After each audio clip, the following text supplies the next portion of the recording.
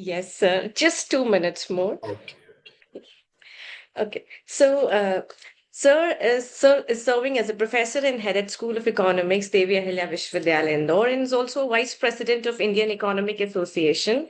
Sir has served as Dean Faculty of Social Sciences at DAVV and has held several key academic and administrative roles, including Chairman of Board of Studies in Economics and Executive Council member of the university.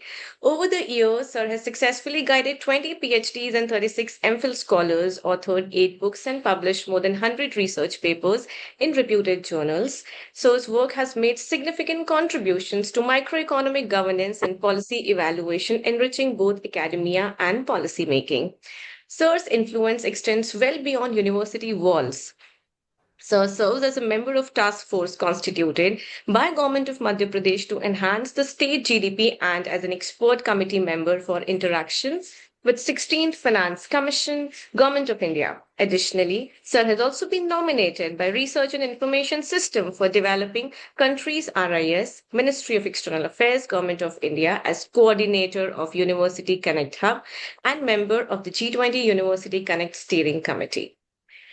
Sir also played a vital role in implementation of National Education Policy NEP in Madhya Pradesh, serving as a chairman of Committee for Syllabus Design under State Higher Education Department. Sir has also been a chairman and a member of NAC Peer Team, a UGC expert committee member for Special Assistance Program SAP, and an ICSSR expert reviewer for research and postdoctoral projects. With over 300 keynote and invited lectures, including live sessions on UGC EduSat platform, Sir has influenced generations of scholars and educators. Sir has also served as a chief managing editor of the Journal of Madhya Pradesh Economic Association for 17 good years and currently holding the position of chief editor of Devi Ahilya Vishwavidyalaya Journal of Social Sciences and Humanities. In the recognition of his exemplary academic and research contribution, Sir has received the Best Researcher Award in Professors category and a certification of appreciation from Devi Ahilya Vishwavidyalaya. It's indeed a pleasure again to have you, sir, with us. Over to you, sir. Kindly address the gathering. Thank you, Sapna, for introducing me in such a amicable way. Wonderful. Thank you. I have no words. Uh, Thank you. it's the second day for me, and I will start with wherever I left last time. So we have been talking about industrial revolution ever since pre-industrial era. Then I emphasized on industrial 1.0 phase, 2.0 phase, 3.0 phase, and 4.0 phase where I left. Now today I'm going to focus on industry 5.0 and how things has traveled. If you look at the things, the way humanity has traveled, we have seen an era where everything was done with the labor force. Then we see the steam engine came into the force with the industrial 1.0 revolution. Then electricity was something very important in the industry 2.1 revolution, and third revolution was more of a it was computers, automation, internet, which came into actions, and that changed how the way industries are run. And after that, we have a very advanced era where technology plays an important role, IoT, Internet of Things, and after that, artificial intelligence, and at the same time, cloud. Uh, 3D printing and 5G, 5G and what we call it, uh, uh, cloud system, that came into force. So this is how technology has played an important role. But do you think is that enough? We have already reached up to 2020, and after that, we see the COVID, and COVID had made a lot of changes in our life. Not only the way we live our life, but at the same time the way we, economically, socially, politically, by all angles, COVID has made an impact on our life. So after that, it was thought that if a country like India has to progress, if a country like India has to move further, it has come closer to the developed country, that there's a need to have more advanced technology, and at the same time something which was missing in Revolution 4 was that there was, technology was there, but there was lack of human touch. It was a fear that the technology would take place of humans, and humans would not have any role to play. But it was later on felt that yes, no, technology has to work in collaboration with the human force, and they both have to work together. So human machine collaboration is something very important, where this is the key concept of industry 5.0 revolution. Whatever technology we are producing, whatever technology we are developing, we cannot we cannot achieve sustainability. We cannot talk about uh, you know uh, uh, uh, what we call it, giving a very personal touch to our production. So we need a collaboration between human and machine. So this is where the revolution 5.10 works, and this has played an important role. Now, what are the features? It is talking about human machine collaboration. It is talking about sustainable development. It is talking about sustainable practices, whatever.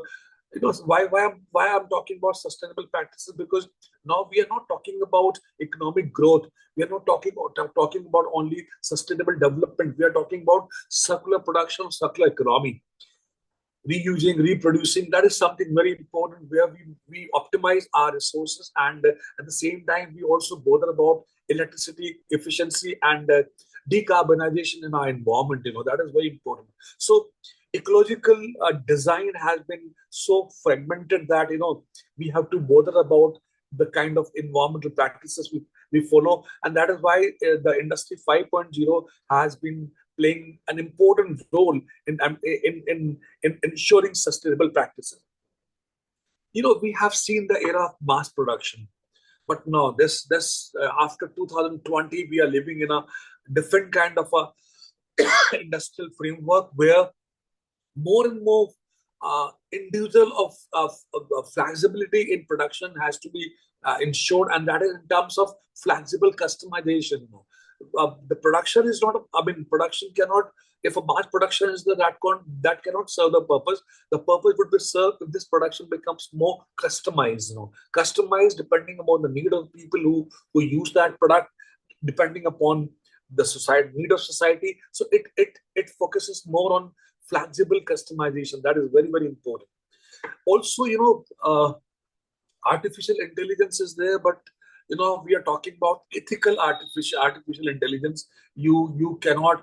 We are talking about cyber security. We are talking about advanced digital technology, and we are using the word ethical artificial intelligence because that should not hamper the the the dignity and the humanity standard which has been set by the society. So artificial intelligence should not take advantage of human being, and it's a phase where when we talk about industry 5.0, it's a continuous process. It is not something you produce today. You advance, you come out with a technology, and that technology would remain static for some time. No, technology would never be static. It is something which keep on moving with a blink of eyes. So technology would always be very, it's a dynamic kind of thing, and it would never be constant. So it's a continuous process, because technology is changing. Rapid technical advancement is taking place. Upskilling is taking place. Reskilling is taking place, because you cannot survive without upskilling and reskilling. And this is very important. The kind of needs the industry requires,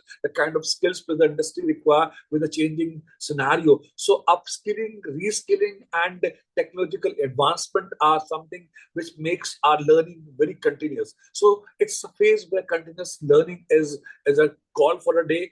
And then we also have to, like I said, it's an era where sustainability is going to play an important role. So global concern and Indian concern and our concern about climate change, resource depletion is very, very important. So this is an era which is talking about sustainability. It's an era which is talking about customized mass production. It is talking about greater prosperity.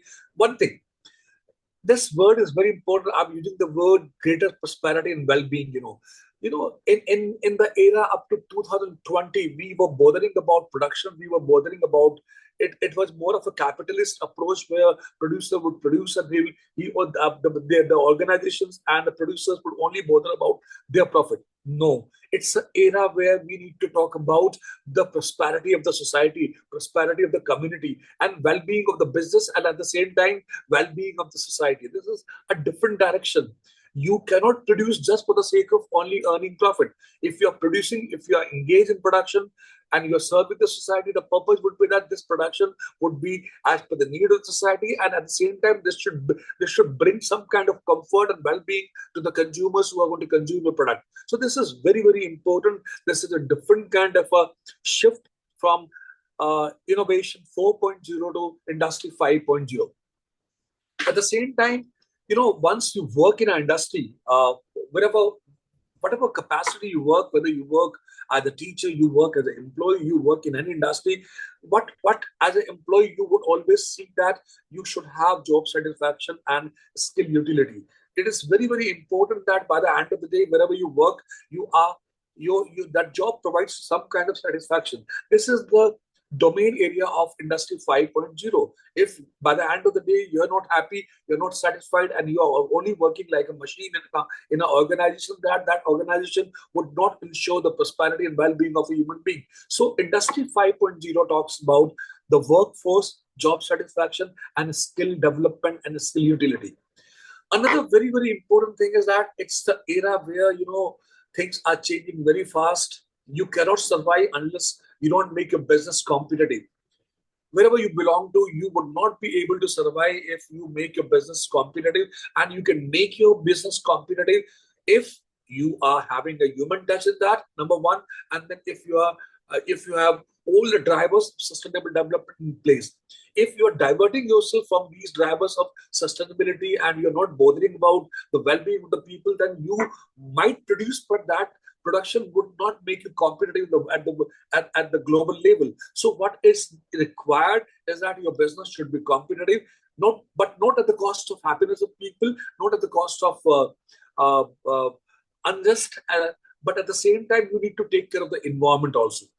Now, if you compare, for example, because there's a very thin line between industry 4.0 and industry 5.0, if you compare both of them, what are the core focus of industry 4.0 was? The core focus of industry 4.0 was it was focusing on full automation. It was focusing on digitalization. It was focusing on efficiency, what we call them optimization. But if we compare this with Industry 5.0, it is talking about human-machine collaboration. It is not only talking about full automation. It is talking about whatever technology you have, you want to go for automation, fine. Go ahead with the automation, but you have to have an integration with the human beings. So it talks about human-machine collaboration. It talks about creativity. It talks the industry 4.1, 4.1, 4.0 was talking about efficiency, optimization, but this is talking about creativity and this is talking about sustainability. So that's the little different line between industry 4.0 and 5.0. Also, the role of human in industry 4.0 was not adequately placed. The role was very minimal. Role was not the quantum, the volume of the role. When we talk about human inputs in industry 4.0, they were there definitely, but they were only for the sake of monitoring automated systems. Man were taking care of machines, but here no, man would not take care of machine. Man is going to be the central focal point, and man is going to work with the machine. That's the difference between 4.0 and 5.0. And who would take the decision making?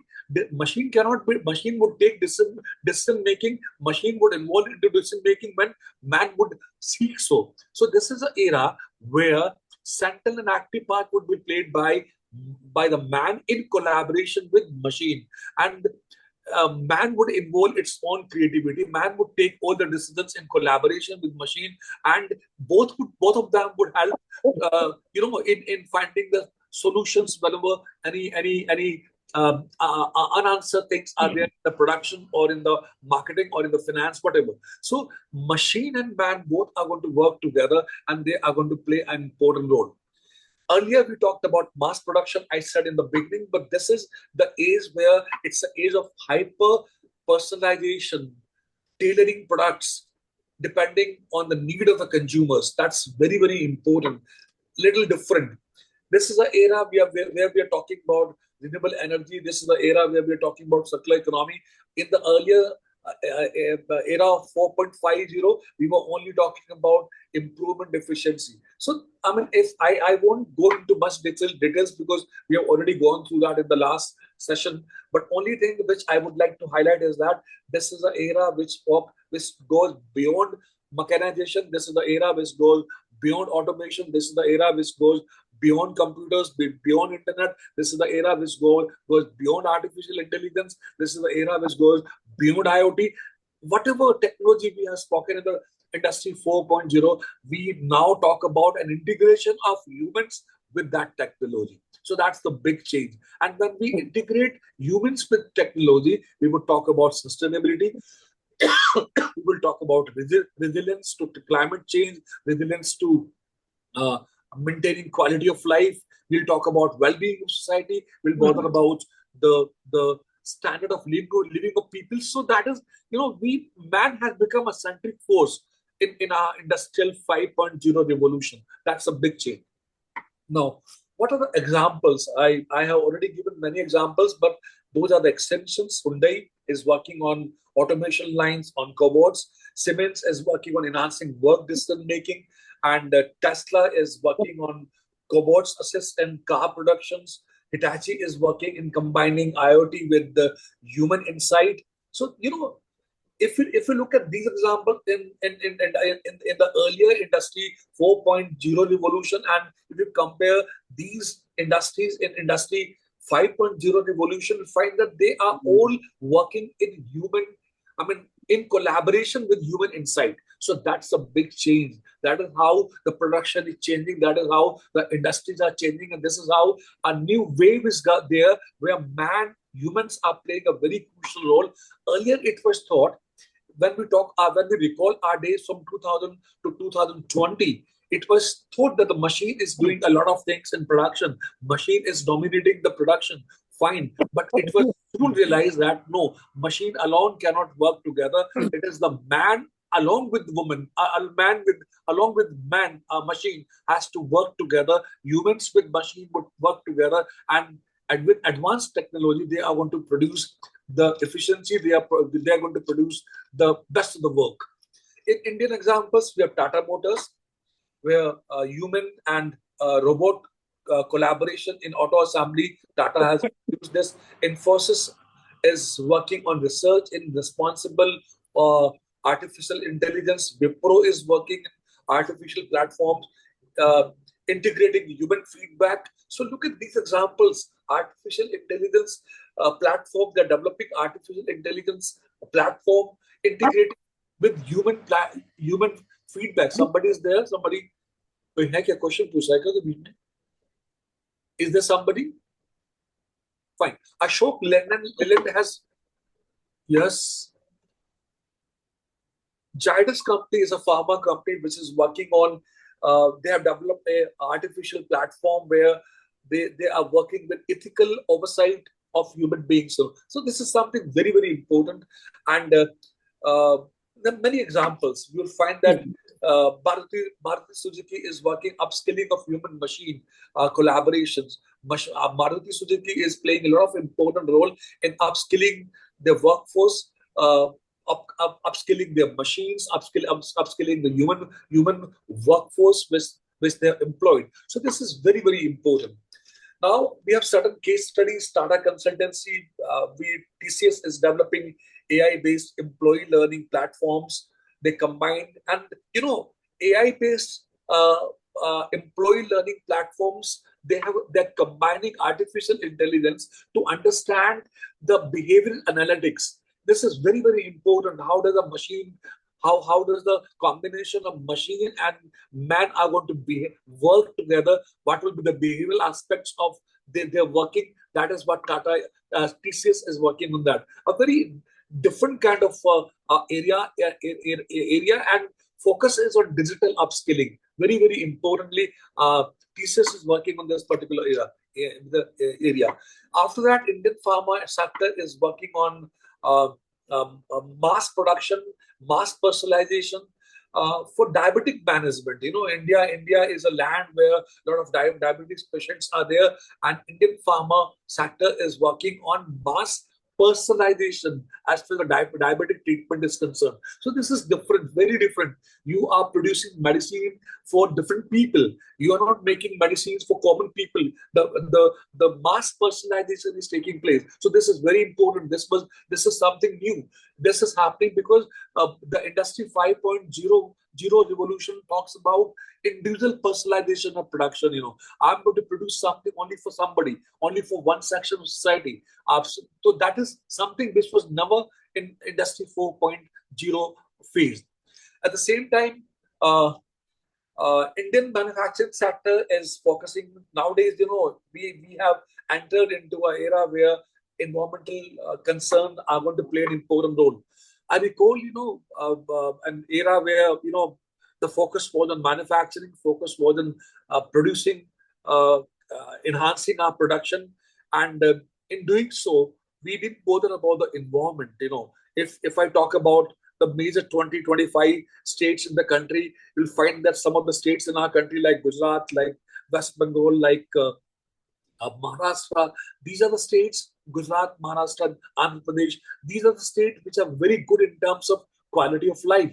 But these states are not bothered about the environment. They have lacked far behind in terms of environment. Similarly, there are many states in the country who are good in environment, but they are lacking far behind as per the quality of life is concerned. So there has always been a mismatch between growth and development, growth and environment in our country. But now we are living in an industry 5.0 revolution where growth and development cannot.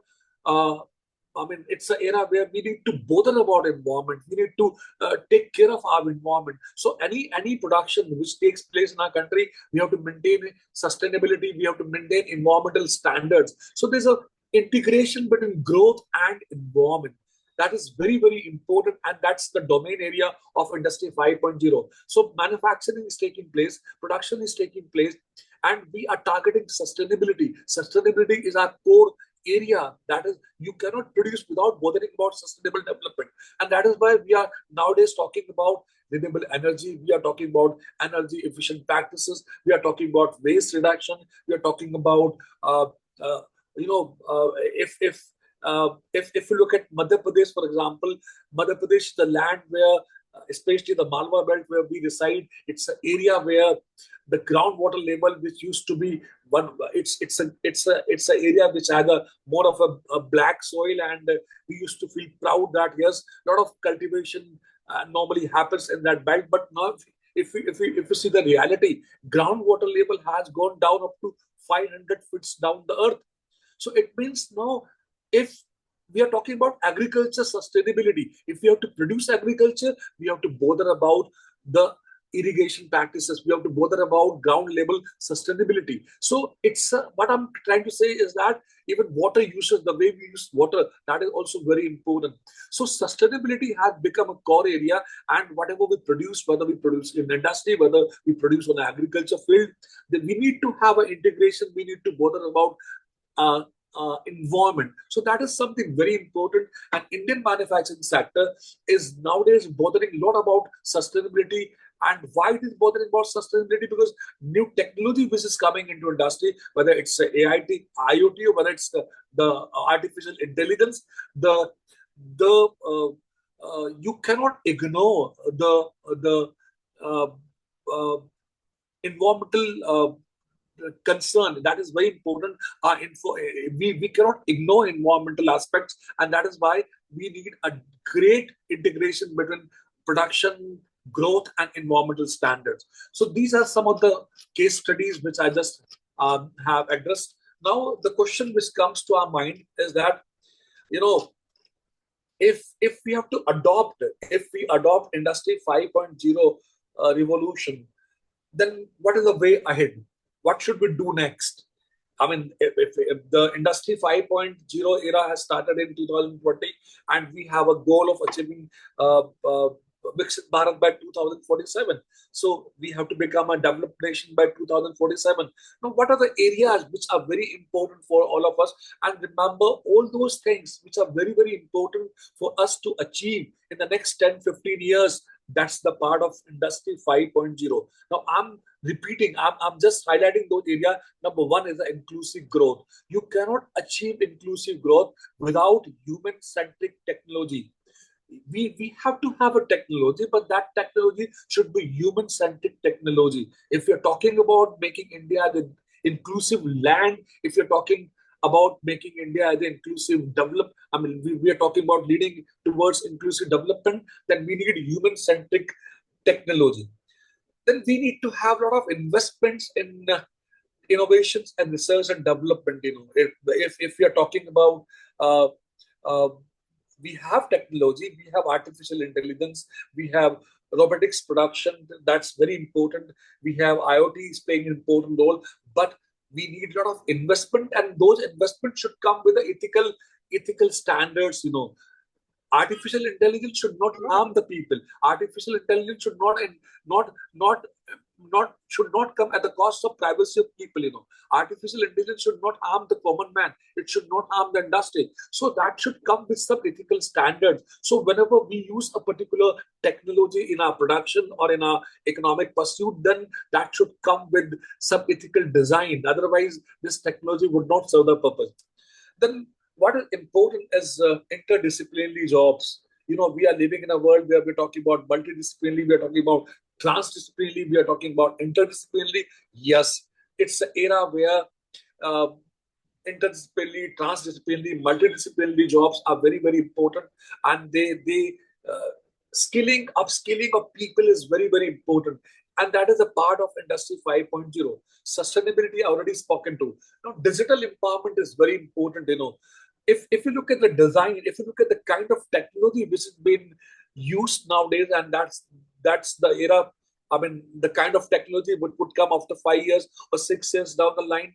You cannot. Uh, Things will be more and more personalized. Services will be more and more personalized. Governance will be more smart governance, and you'll have more public-centric platforms. People-centric platform would be there. So, as a person, I would design. I would seek something which interests me, which I would like to seek. Somebody else would like to seek a kind of a production where he or she wishes to have that kind of production. So it's the coming days are going to be those days where you are going to produce for something.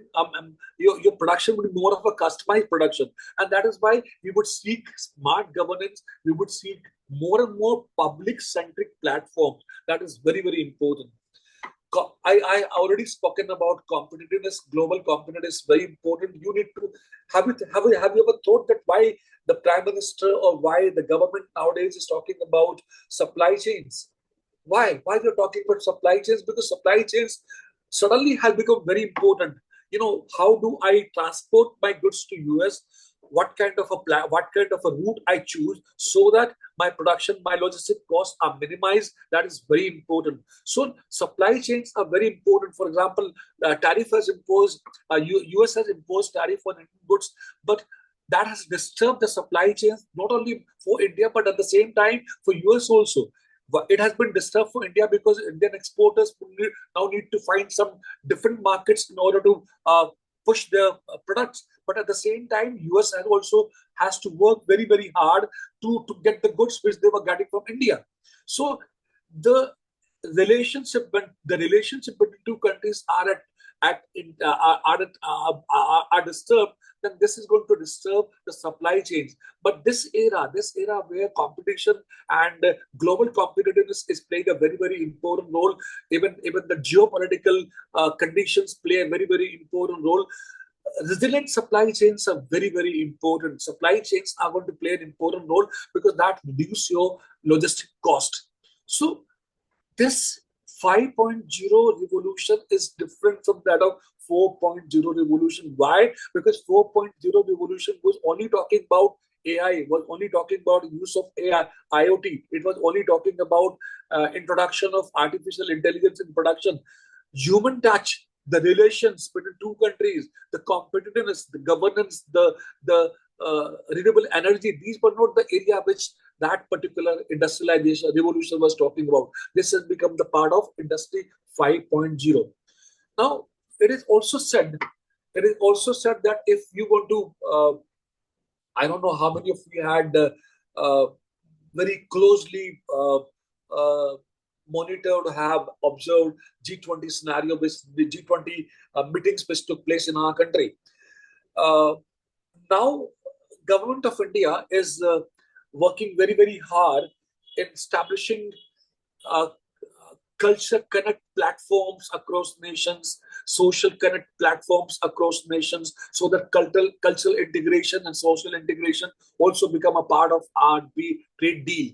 So culture, social integrations are being emphasized because they feel that if you want to have a human touch in our production, human touch in our deal, then this is very, very important. Now we are talking about ethical leadership. That is very, very important. We are talking about human-centric startups. We are talking about human-centric education. We are talking about human-centric manufacturing. So this is something very, very important. We are into a different kind of a system where we are talking about human-machine integration. But now, the thing is that how does it affect us? We are the educators. We belong to education institutes, and how business education would play an important role. How, or rather, let me say, how Industry 5.0 revolution is going to play an important role in business education, which is the topic of your this FDP.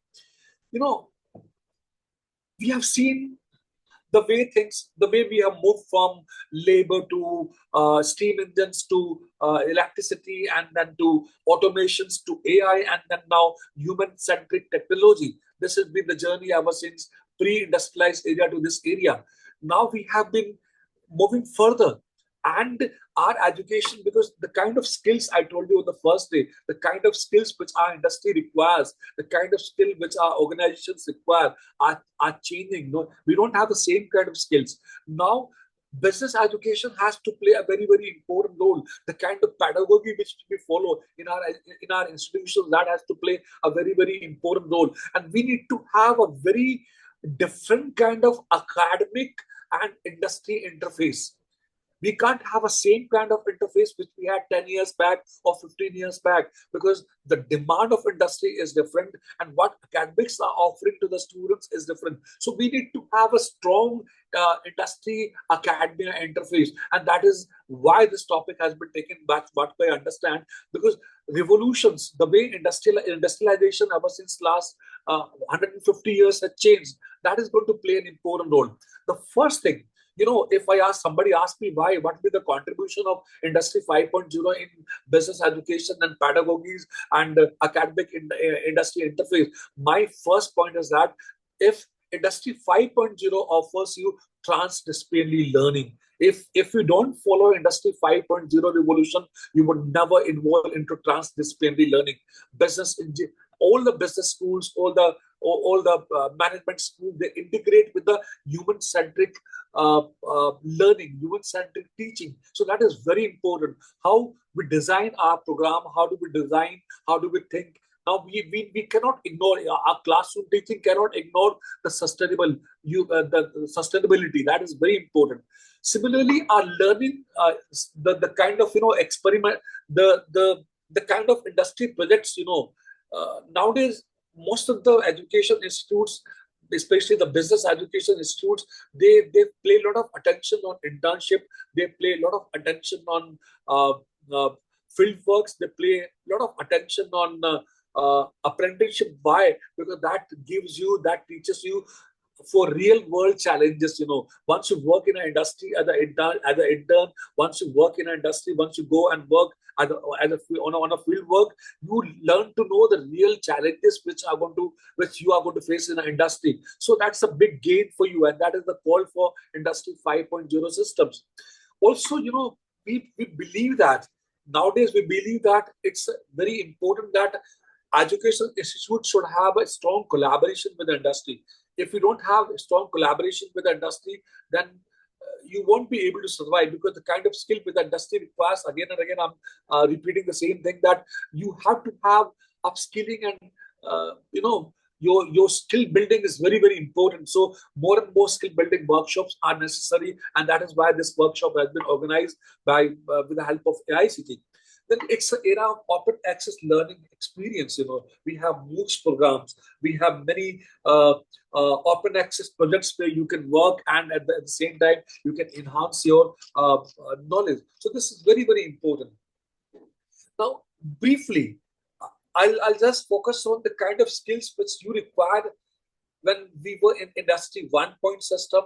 Then we went shifted to 2.0, 3.0, 4.0. If you look at the kind of skills which were required, if you look at how a business school or business education should travel, if you look at the first phase, industry 1.0 phase, we required, it was more of a mechanization kind of a thing. We require basic literacy, we require maths, we require how a factory should work. It was we just require accounting only. Basic management was required in the industry 1.0 revolution.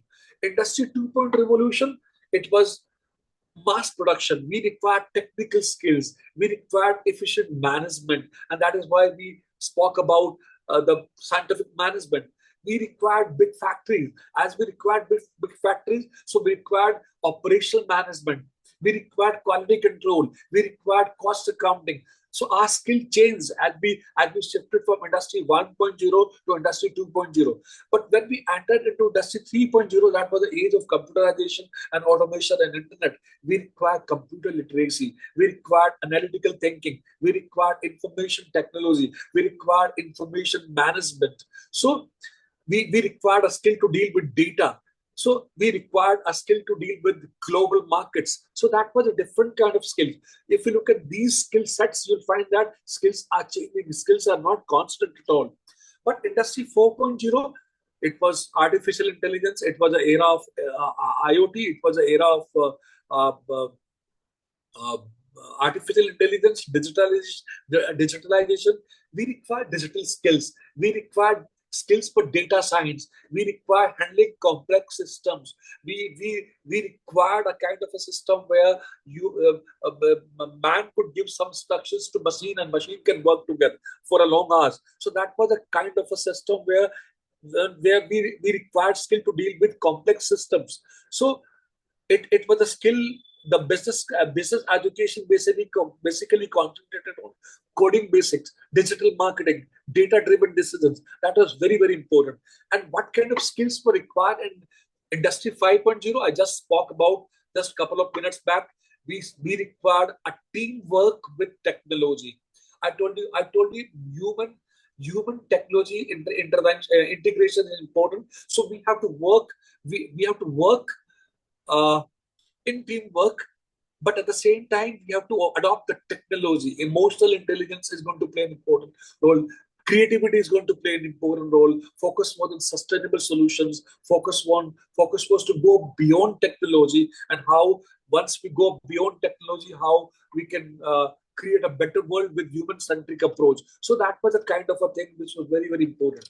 Now, the question comes: what kind of teaching pedagogies are important? Now, if I ask you, what are the pedagogies which are required? If we are living into the current world, what kind of pedagogies are important?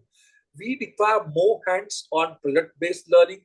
We required real-world problem-solving techniques. We required real solving techniques for understanding technology. Virtual reality is very important. We required skills for collaboration. We require skill for empathy. We require skill for creativity. So once as an education institute, whenever we plan our pedagogies, whenever we plan our syllabus, whenever we plan our learning material, we have to bother on collaborations, we have to bother about empathy, we have to bother about creativity, and we have to at the same time inculcate the ethical values which are important in order to produce, in order to have its social impact Focus should not be only on profit learning. I told you in the beginning that was in the revolution 4.0. But when we talk about 5.0, it is more of a human touch that is very important. Essential skills are digital skills, human skills, creativity, creative thinking, and sustainability. So these are the skills. Now, if we look at the one thing, very important is that, I've been talking about sustainability. I'll come to the next topic. I'll reconnect with that. We have been talking about sustainable development, and we have been saying that if we have to really apply Revolution 5.0 to a greater length in our systems, then sustainability is something very, very important. We just cannot produce, but at the same time, our production has to take care of our sustainable needs. Now, the word sustainability. Now, I throw a question to all of you. How do you define sustainability? When we are talking about renewable energy, we are talking about sustainable standard, we are talking about sustainable business. Then how do we define sustainability? How sustainability is defined? Can anybody just come between? How sustainability is defined? How do you define sustainability? Anybody?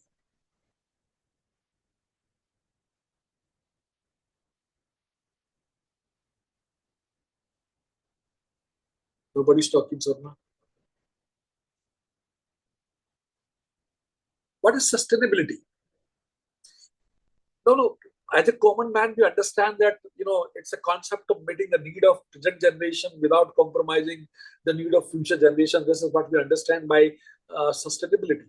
Fine, we all understand when we are bothering about the current generation, but at the same time, we also don't bother about the generations to come. It means we utilize our resources in such a way that some of the resources are left for the future generations. Then this is sustainability. But have you ever thought how sustainability has been defined on different platforms? Do you know how sustainability has been defined on the platform of World Bank? How sustainability has been defined on the platform of UNCTAD? How sustainability has been defined on the platform of WTO? How sustainability has been defined on the platform of International Monetary Fund? If you understand these concepts, then I think you'll be able to understand what sustainability it means to all of us. What is sustainability? Besides this definition that we are bothering about the future generations, and now we are fulfilling our needs, and we are also bothering about the requirement of the future generation. This is a definition which was given on the platform of United Nations. But other than that, if somebody could tell me how sustainability is defined on a UN platform, how sustainability is defined on the World Bank platform, how sustainability is defined in the education industry, sustainability, what we mean it as the inculcation of skills, values, creating the balanced, eco-friendly environment and societal structure. Excellent. Yes, excellent. And we are also building the mindset. Just now our speaker spoke. Mindset of the people, the attitudinal settings, these things, that is especially empowering the youth. That is what we mean it as sustainability and sustainable growth in the educational sector. And anybody has an idea that how sustainability? Yes. Sir, let me add one more point. The definition is meeting the needs of present generation without affecting the future generation. This is what I told. This is what I told in the beginning. If you look at the United Nations definition, it says that it focuses on we are meeting the current needs of people, of development, whatever we are producing, whatever are the needs of development of current generation, but not at the cost of damaging the ability of future generation. This is the definition of United Nations, and this is where the 17 goals of 17 sustainable development goals have been designed. But can somebody tell me how sustainability was defined on the platform of World Bank? Any idea? They have put forward about means like BPL or something like that, $2 or something like that. It was focused on quality of life of people around the world. They said that if if our intent is to improve the quality of life of people around the world, it means your motive is sustainable. Fine. We have to improve the quality of life of people. This is how World Bank platform has used sustainability. And that is why it talks about growth. It talks about integration of growth and environmental. It talks about social inclusion. It talks about inclusive development. So this is the concept. Any development without disturbing the other people or the people around us or the future generation Yes. may be considered Sir, as one of the HDI. primary goals, sir. Yes, absolutely right. HDI is our Human Development Index. HDI. Yeah. Related to HDI. May Improving. also, which Yes. may also includes ethical things like when we are talking about World Bank, so they have to manage a huge data and do at the same time they need to perform socially. So at the same time they also need to follow the ethical balance. Okay. And UNCTAD, how many of you have heard about UNCTAD, United Nations Conference on Trade and Development? It's a very, very important organization. UNCTAD basically work on the issues of trade and investment and technology. It works on three important issues of trade, investment, and technology. Now, can you just highlight what it means for what sustainability means for UNCTAD?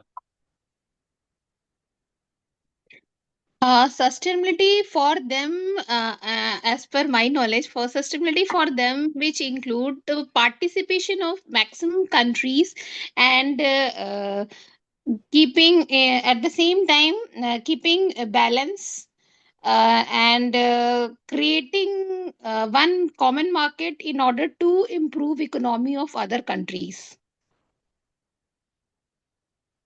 You So know, the social, economical, political development among countries. UNCTAD says that trade can play a very, very important role. Trade with integration of investment, how if I put my money for the sake Without of affecting anybody's trade, anybody's country's trade, sustainable trade among themselves. If, for example, I am an investor and I put my money into production of the question here with US, which is affecting India by implementing policy, yes, is against the sustainability of UNCTAD.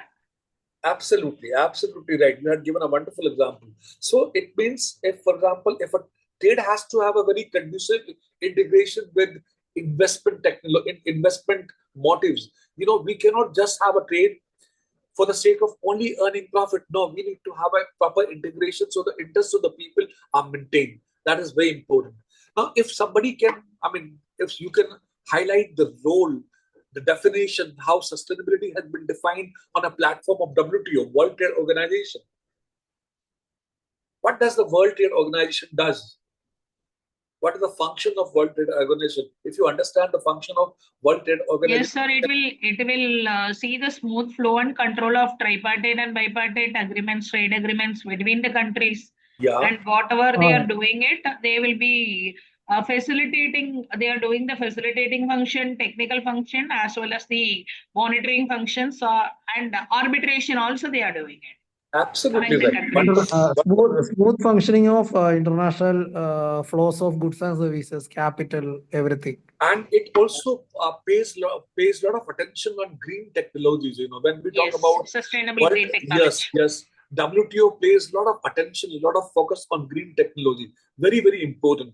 So when we talk about sustainability, it means when it is a kind of it's a balance. Balancing trade with the need of environment. We have to WTO is nothing but it's a platform which promotes international trade. It talks about eliminating barriers between the countries. If barriers, tariff, non-tariff barriers are eliminated between the countries, then whatever trade you have, that should not deviate from green technologies, and that should also have a focus on climate change, and that also should have a focus on biodiversity and sustainable agriculture. So WTO is the way sustainability has been defined on a platform of WTO is a very, very real concept. We But cannot have. I just differ with you, sir, because it is supposed to be the case. Then why they are compelling the agro products and dairy products of No, US to be imported and WTO is not complaining. This is the US which is complaining. yeah, but we are the member countries in the WTO, Then and they are not doing any negotiations with us, and there is an arbitration council for international trade and treaty. Let me ask you one thing, ma'am.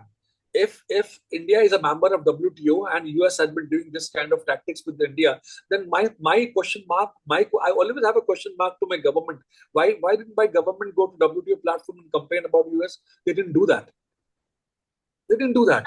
No, actually, in certain cases, WTO is sitting as a tripartite agreement setter, and they are taking their own decisions. Even it is in the case of US or in certain restrictions of trade restrictions, they are taking of their own. Why can't they take it? Because India started complaining. Once again, we have a lot of issues.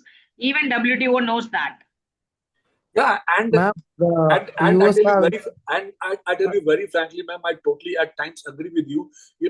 At many platforms, this organization WTO is not known as a World Trade Organization. Many people call it the wrong trade organization because it has been assumed that this favors the developed nation and especially the US. US has a dominance in that.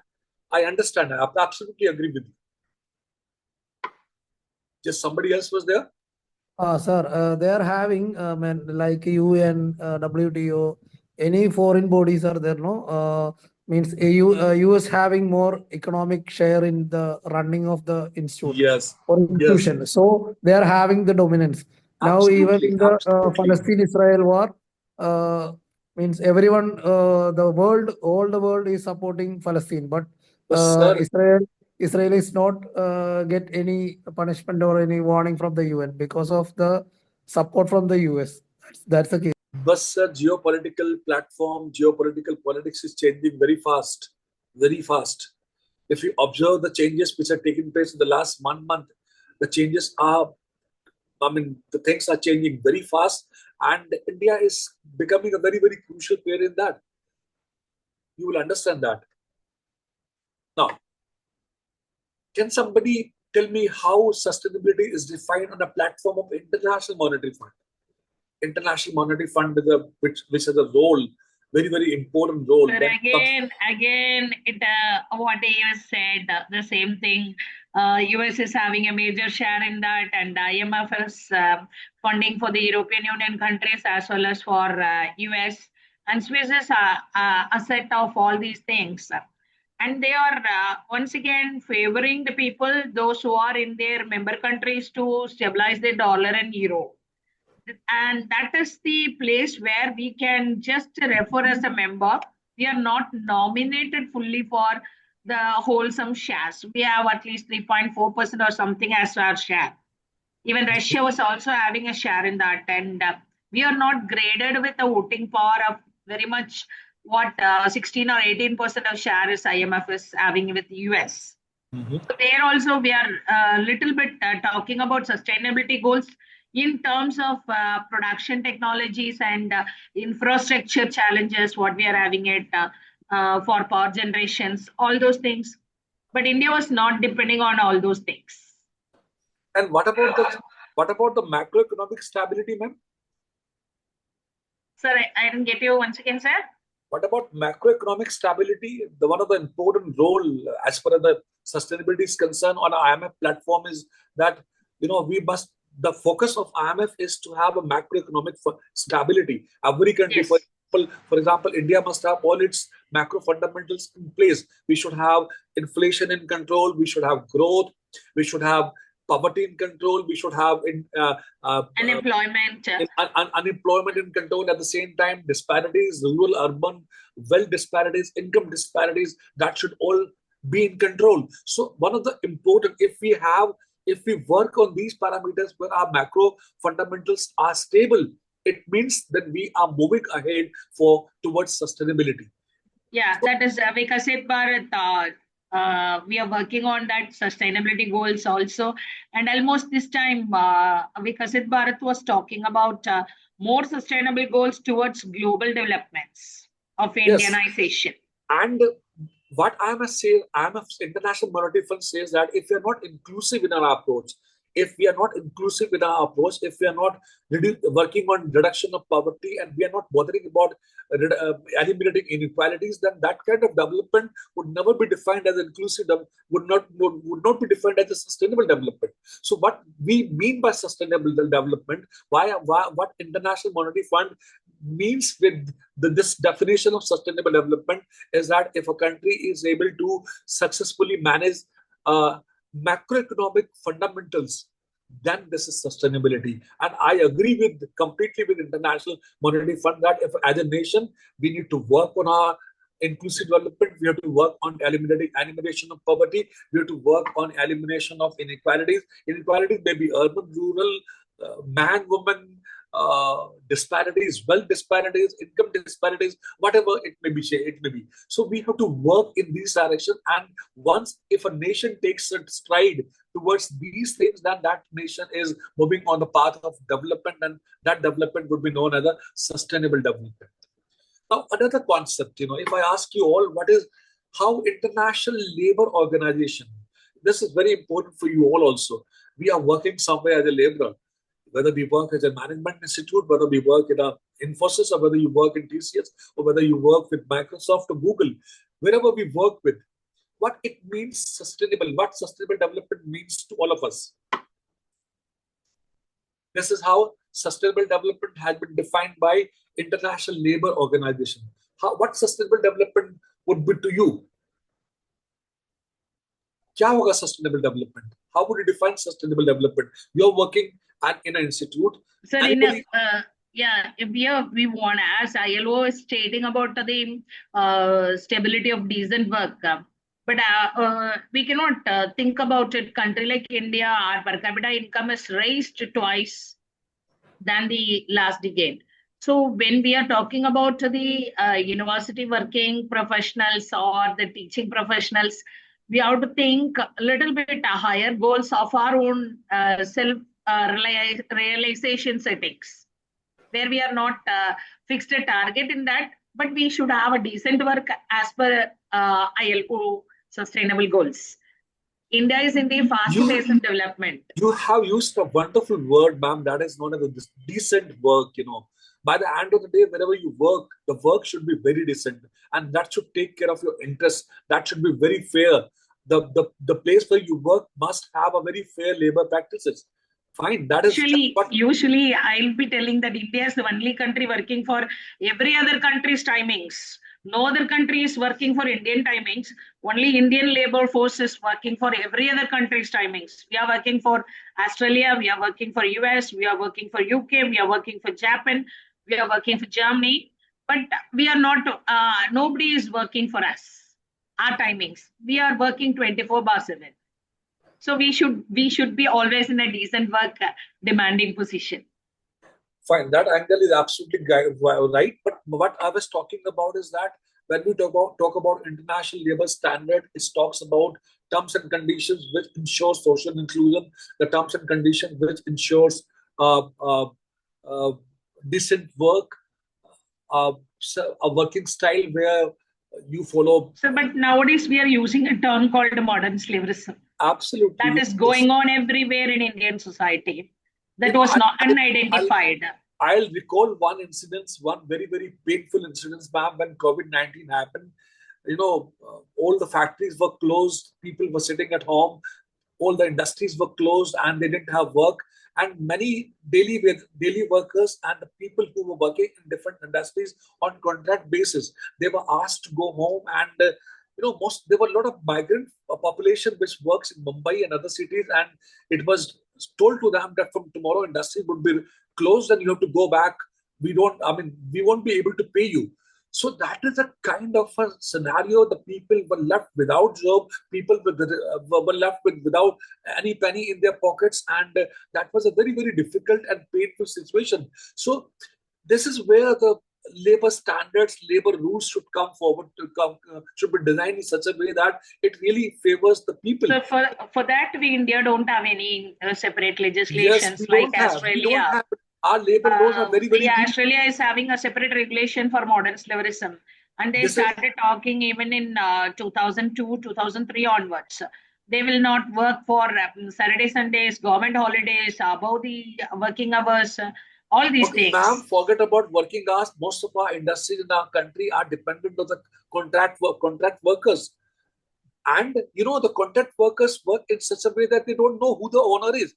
They have been hired by a contractor, and then contractor makes a deal with the organization, and he says that I'm going to give you 2,000 workers or 3,000 workers, and the contractor hand over those workers to industry. And if any trouble comes, the workers who are working in that organization, they don't know who their owner is.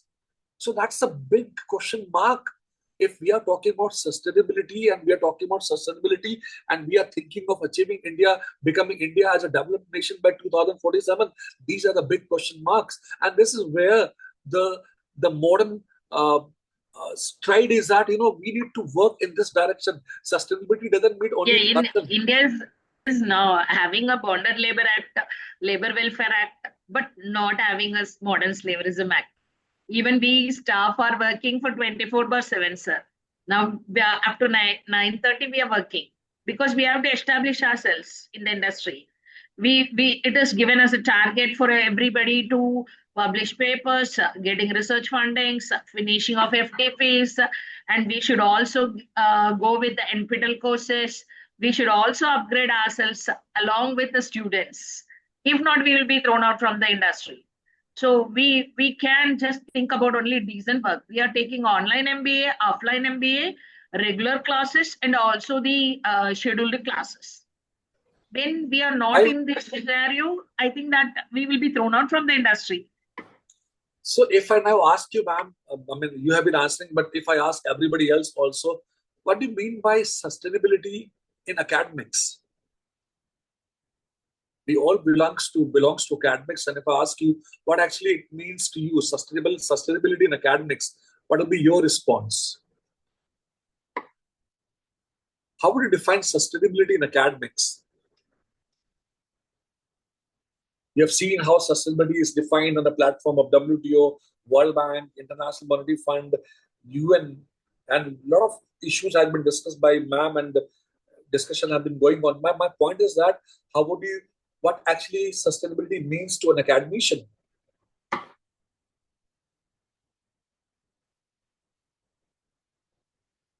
What it means to an academician? Shall I, sir? Or somebody else? Yeah, I think somebody else, you would definitely be there, but yeah, the viability must be for both of us. The sustainability should be win-win strategy for the university as well as for us. That is to be the sustainable goal we can achieve. You have already raised a lot of issues. You have spoken about funding. You have spoken about having a very amicable teaching pedagogies. You already spoken about skilling and upskilling of faculty members and inculcating right kind of skills among students. That is also important. If an education institute is failing in order to provide the right kind of skills which students require, then that kind of development is not sustainable, because you are providing them the skills which are outdated. So you need to provide them the skills which are needed by them in industry tomorrow. So that is where it comes academic sustainability, and designing a program, designing a syllabus, upgradation of syllabus, and industry interface is very important. Academia industry interface is very, very important. If an educational institutes does not have an interface with the industry, then the exercise would go into vain. That's useless. You are just giving them the degrees. We don't want to give them the degrees. I told you the figures yesterday. 82% of there's around 83% of mismatch between what industry requires and what actually is being offered to the industry. If that kind of a mismatch is there in skills, we have 83% of mismatch in skills, then this is a big question mark. So here comes the role of education institutes, and here comes the role of business education, on which this faculty development program has been designed. Why this program has been designed? Because the focus should be on inculcating the right kind of skills which the people require. And here, the academic institutes has to play a very sustainable role, very important role. Role should not only be to, uh, what is happening. I'm very shamefully speak here. What is happening across all the universities in the country, and how the autonomy concept, the autonomy of state universities, that is at stake, because they don't have their own role to act upon. They have been directed by the higher authorities to function in such a way, in a particular way, so they act upon that. The finance with the state universities require, the academic institutes which they need the support from the government, that support is not there. And this is where the sustainability is lacking in education institutes. We don't have then thousands and thousands of faculty positions are left, and I mean they are never filled. If they are filled, then filled with the wrong people. So that's a big question mark on sustainability. When we talk about academic sustainability, that should integrate with the academic standards. That could integrate with the good research funds, that should integrate with a good exposure, wonderful exposure to the students. They should have a proper industry academia interface. This is missing, totally missing. And one approach which we often talk on papers, which we often talk on when people speak on platforms, but that never comes on that has hardly been practiced in reality. We talk about transdisciplinary, we talk about multidisciplinary, we talk about all these words, but is that really practiced? NEP has been launched. NEP is a big hope. Maybe it would promote multidisciplinary and transdisciplinary kind of things, but it would take time. So what is sustainability for an educational institute? It's approach where multidisciplinary, transdisciplinary learning is there, that integrates people with their good education standards, good quality of teaching is there, emphasis on fulfilling the kind of skills which the industry requires, upskilling of teachers, reskilling of teachers, and providing wonderful current skills to the industry. That is what actually it means sustainability at academic institutes. But it has got a long way to go. If we're talking about 2047, we wish that India become a developed nation, then this is where we need to work very, very hard. And I'm so thankful to AICT that they have come out with this kind of workforce. Their focus is on business education. A model of business education should be designed in such a way that it focuses on skill development. Absolutely, and it should focus on those kind of pedagogies which are important, which are needed by the people. We need those pedagogies which make people worth being employed. We should not just make them capable enough to have a degree. No, that would not work. That is going to make them a failure by the end of the day. So this is the wonderful direction in which AICT has come out with this kind of workforce. Now, if I ask you all what it means to common people, what sustainability means to the common people. If we all are the common people, we might be an academician, we might be an industrialist, but by the end of the day, we all are, common people. What it means, sustainability means to the common people. What it means to the common people. Anybody?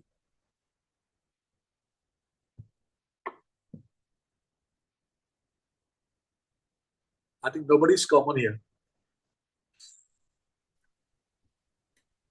What sustainability means to a common man? Sir, we have few responses saying holistic development. Okay.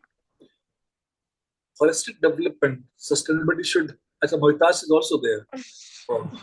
Mohitas, why don't you speak, Mohitas? I just wanted to आपके सामने कौन बोल सकता है? The only thing which I wanted to tell you is like sustainability in terms of education in recent scenario is like कि हमारे already India में इतना प्रॉब्लम है in terms of regional divide. हम लोग इंडस्ट्री 5.0 को ऐसा कोई देखते हैं कि ये इस डिवाइड को कहीं ना कहीं कम करे.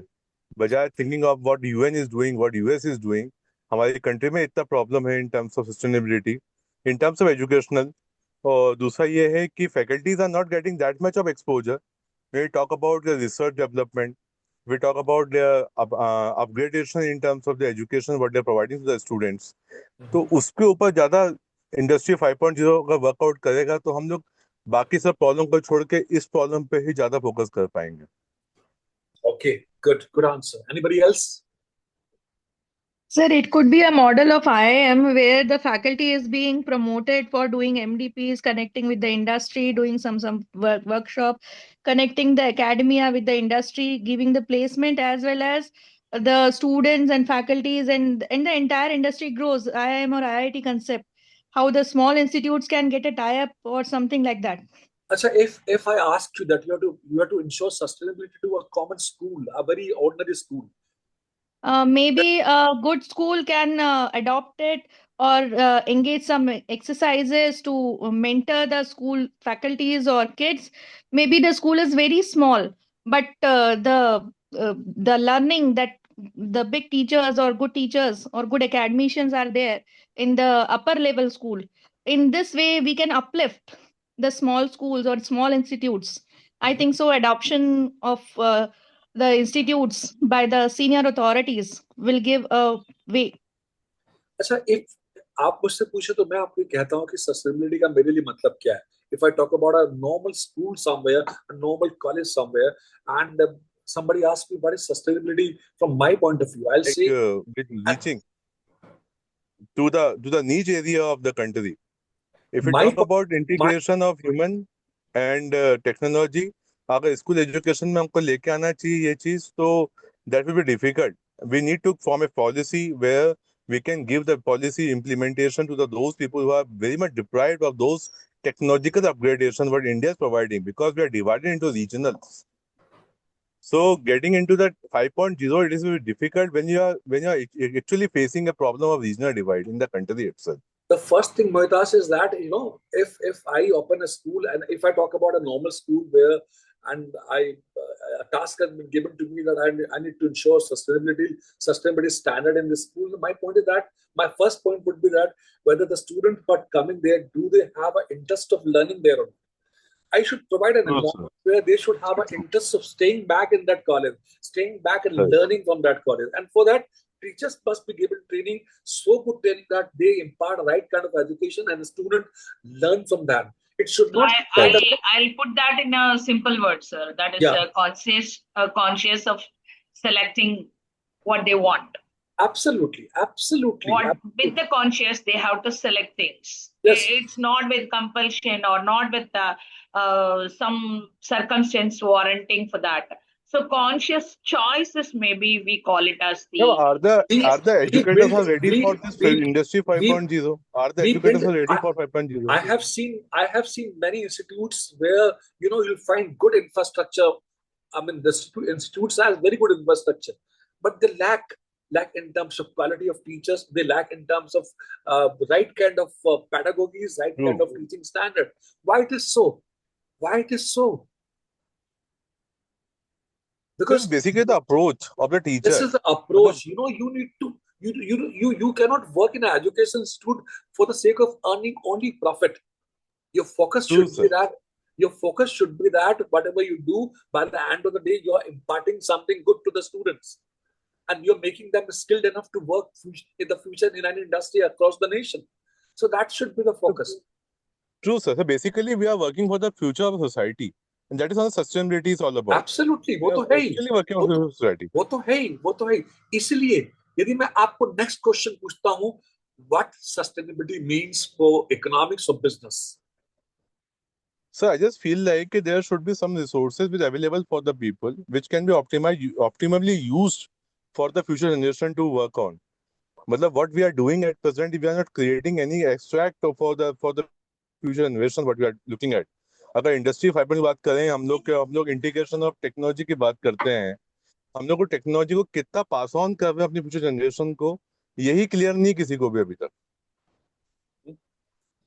So I'll now focus on couple of areas which are very important for sustainable development, the core elements of sustainable development. The first is the social sustainability. We have been speaking about economic sustainability, but I'll come back to economic sustainability later on.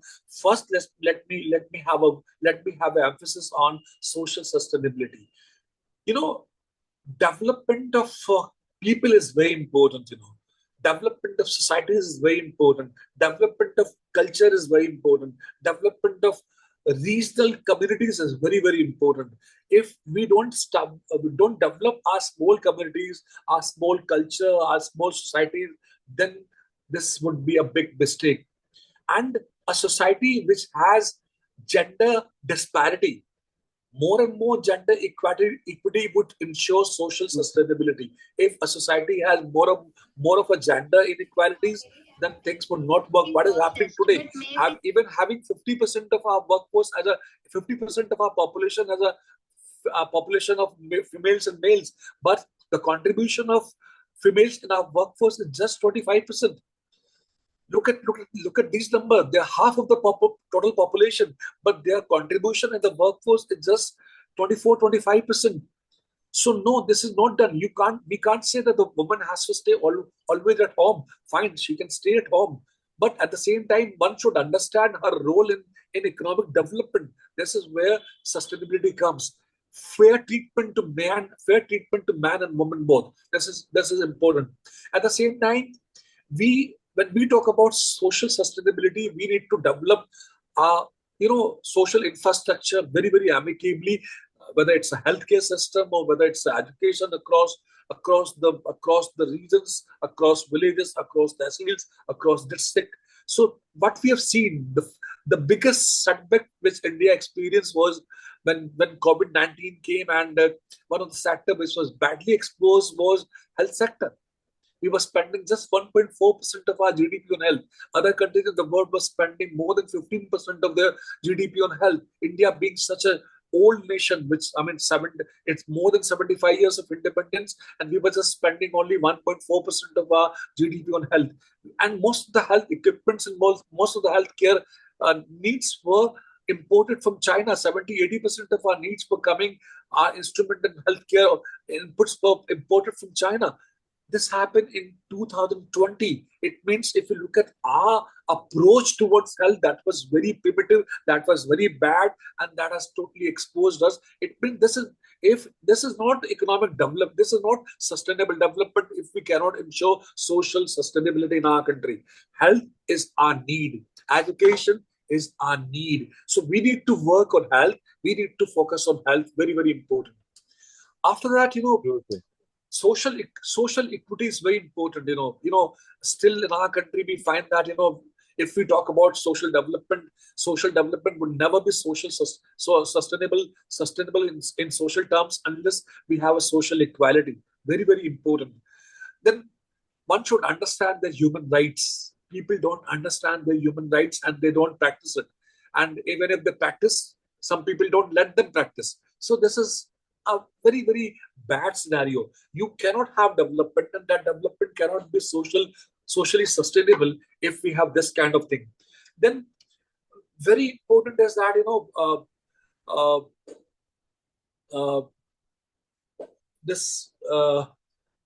one of the thing is that we need to by the end of the day, our development should work in the direction of social inclusion. Everybody, all the society, social inclusion is very important. The development pursuit should reach to each and every social community. That is very important. I'm saying कि आपकी एक book थी inclusive development की, inclusive growth की. क्या आज भी हम लोग इंडस्ट्री 1.4 के 1.0 के बाद भी 1.5 तक आते भी क्या हमने अचीव किया है कि इंक्लूसिव डेवलपमेंट हुआ है कंट्री के अंदर? हम लोग इंडस्ट्री 10.0 पे नहीं पहुंच सकते वहां. मैं आपको बताता हूँ. What is happening is that in numbers you can say yes, the poverty has declined. Once upon a time we had 50%, more than 50% of people under poverty. But I'll give a data for you that our net per capita income is also, that national income is increased by 32% in 14-15, and now it is 72.80%. Ma'am, is this increase for everybody? I still don't find out the people who are still deprived of the basic need. They don't have electricity. They don't have internet facility. You're Sir, talking about somebody we who is in have to smart city. calculate everything in terms of 144 million people. In no No, other country, it is of if all the two we talk about continents. no, It is if we with the talk two about inclusive continents growth, population is in India. Two continents population, the so-called developed countries population put together, we have it in our own country. That you have to develop, you have to say that what are all the facilities or amenities which is increased in if terms of this population, 144 crore people. No other country, two continents put it's not together even called that getting population. integrated. if we look at the poverty numbers in our country ever since independence until date, we'll find that poverty has declined for more Even than the 60. poverty is reduced, sir. The Yes, BPL line is 12%, reduced now. 12%, 13%, Reduced, 12%, no, because Yes. you are not 13%. you're talking about the actual data. Yeah, Actual data तो कोई बात नहीं Yeah, we करता are है. talking about the actual data. it is the We are government data. talking about It the is the actual government data. data. It is the government data that poverty has come down to 13 to 14%, and it is reducing. Poverty has declined. I agree with that. And So the data what is was happening? also not What is prepared by happening? us. WTO prepared, and it was declared pro- by WTO, Yeah. and that itself is saying that India's poverty line BPL is The reduced. data which government is showing No, is no, a no, no. different data No, which were Moitas, No, what, it is by their own survey. Moitas, what is happening is that the poverty, though in real number, has declined. What is point of worry for all of us is that the disparities, income disparities, and wealth disparities. You have calculated Gini index in your PhD work. The Gini index is something which is a point of worry for all of us. That is a disparity which is a alarming point for us. If we find that 70% of our wealth in the hands of top 10% of people, this is a point of worry for us. This would never bring us this will never ensure social inequality in our country. So what is important is that these disparities should also come down, should narrow down. This is very, very important. And for that, we need to have an equal distribution of resources. If our resources must be equally distributed. If our resources are not equally distributed, and we should have a kind of a governance which ensure equal distribution of resources, then only then we can ensure social sustainability. Now, another point, this is it was from 27% to now 5%. That was also not the data which is given by the Indian government. And it is with the international survey details. It is not with us. Ma'am, India is the biggest democracy in the world. If I talk about the We are state-wise also having the same data. Along with that, if we talk about state-wise disparity, that is a huge. अगर हम बात करें कि किस state में क्या हो रहा है, मैं मध्य प्रदेश की बात करता हूँ इस टाइम. अभी हम लोग जहाँ रह रहे हैं यहीं पर रीजनल डिस्पैरिटी है. मतलब if we go to nearby 20 kilometers, we will find our disparity here. The inclusive growth is still not been attained in the country like India. So this is what I'm saying. We cannot talk about somebody who is comparing with the UN or USA. This is what I'm saying. We need to work on sustainability. We need sustainability in our country because we have still 10 to 15% of our population below poverty line. A lot of inequalities are there. Uneven distribution of wealth is there.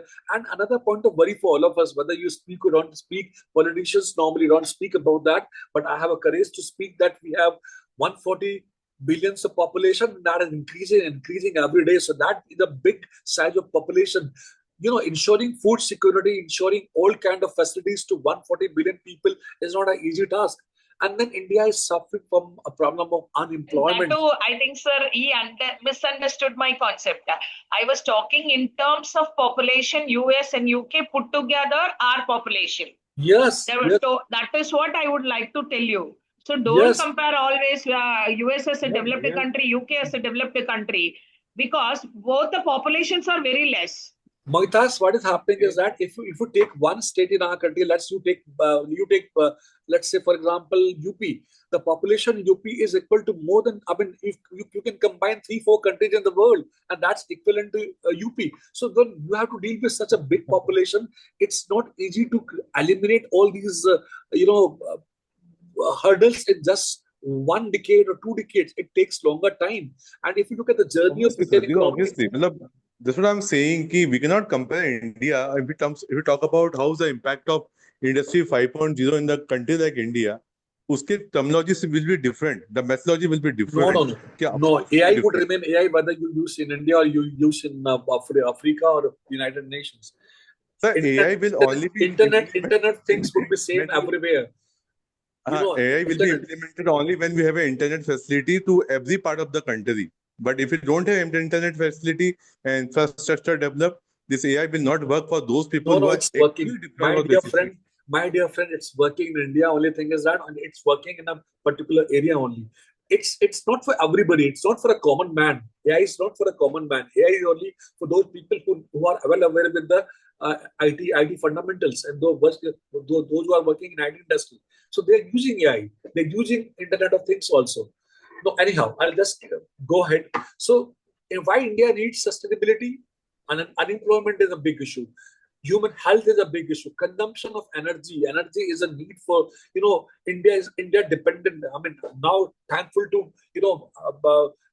our dependency on fossil fuel is reducing. Now we are 50% of our electricity has been taken care by renewable energy. Now we are producing more than 50% of 51 or 52%. Once upon a time, we were dependent completely on coal energy for fossil fuel. So India is making a change, important stride towards green energy and playing a very, very important role in that. And that is why, green finance has become a climate change. These are the issues which have become very, very important. Also, if you look at another point, which India need to worry, and India is working as a weak governance. This is why this government always talks about that we need more of a governance rather than more of a government.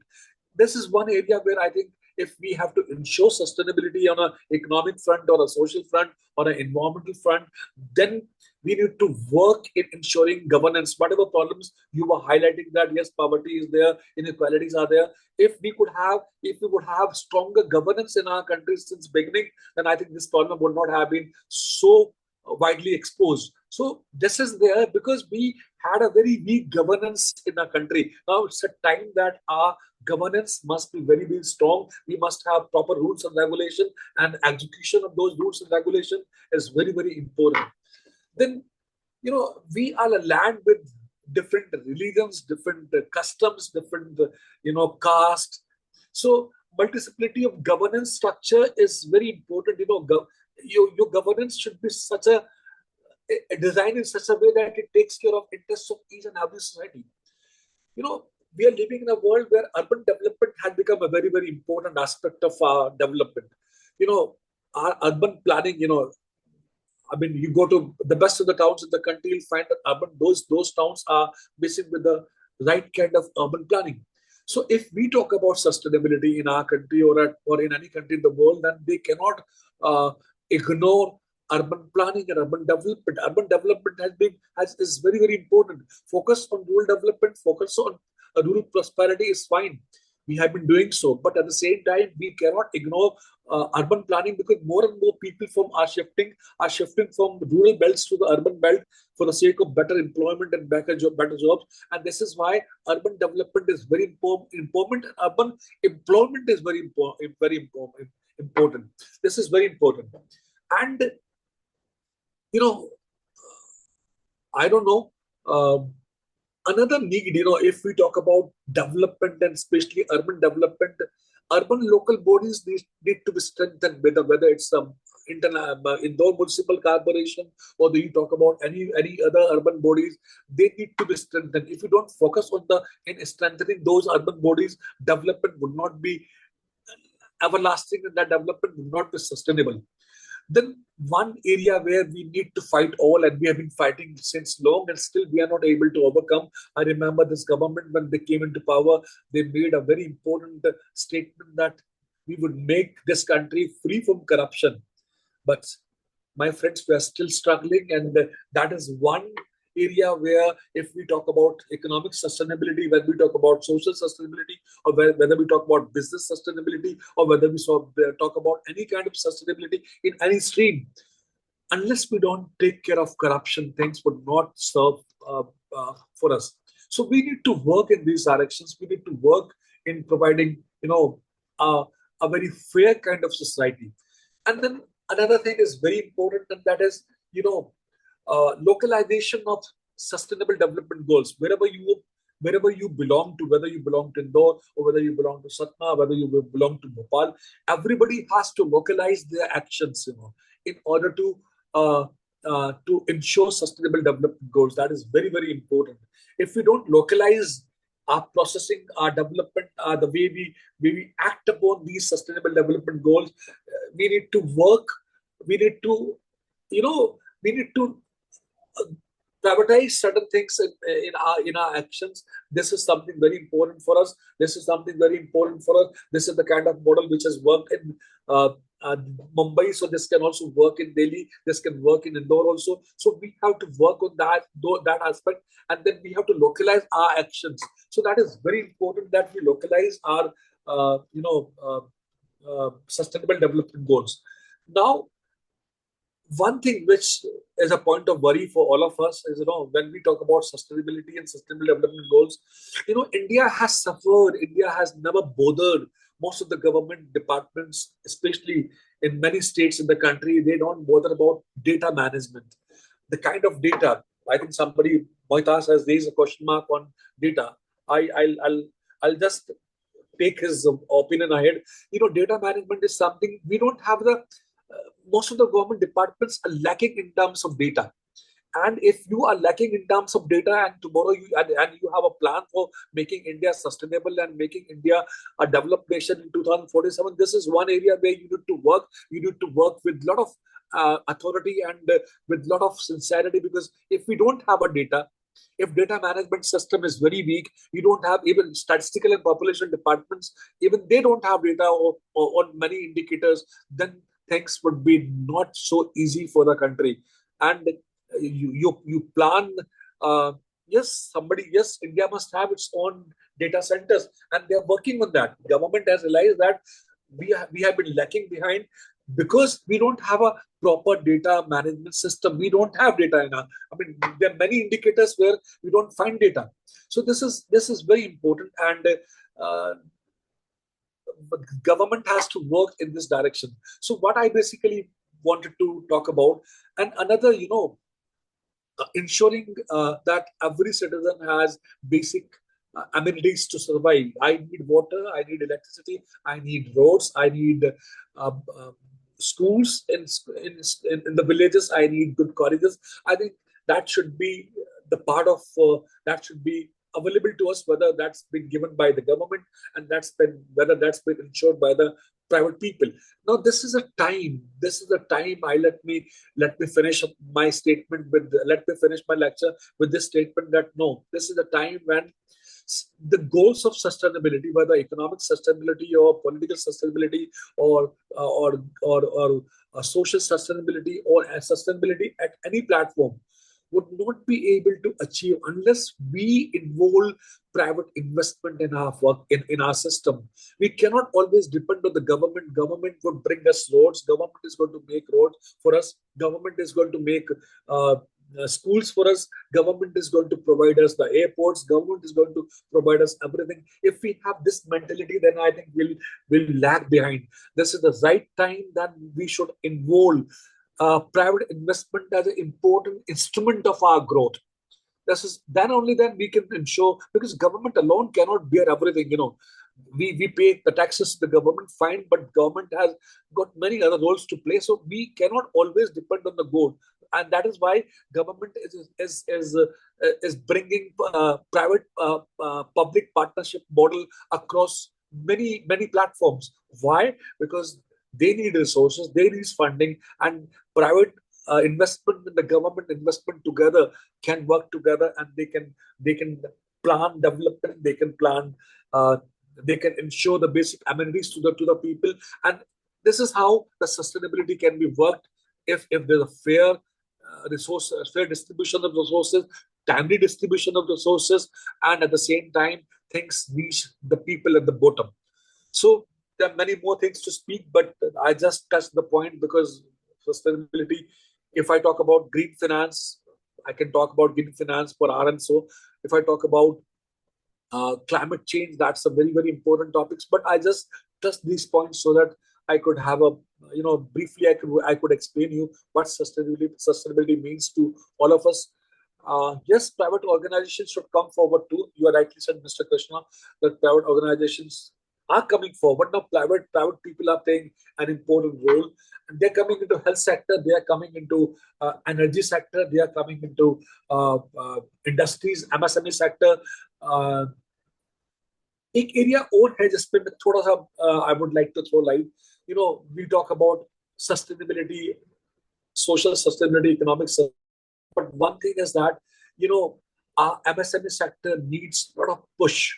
Manufacturing sector needs a lot of push, and a lot of the push should, I don't say that this push should always come from the government. Government is going to play an important role by giving them easy finance and easy credit. But at the same time, there's a need that this sector can be taken care by the private people itself, because they even the educational institutions, they have to focus on it. Yes. The incubation centers, the TBIs. Yes, absolutely. Incubation centers, incubation structure, which we have in a country, more and more entrepreneurial new ventures should be established. It is we have to build a new kind of India so that ensures social development, that ensure economic development, and whether a new concept of entrepreneurship is there.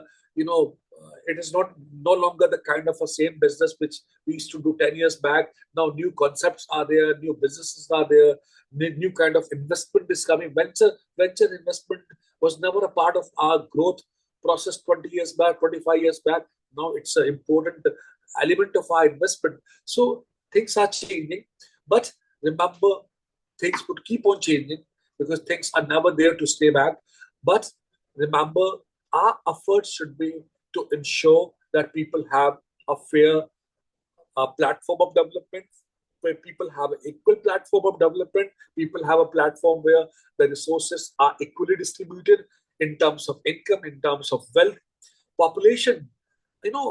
One point, that is, we always talk about that India is a land with 140 crores of people, and I don't know whether that is a wealth for a country or that liability on our country. But really, very frankly, we feel so happy when we talk about demographic dividend in our country.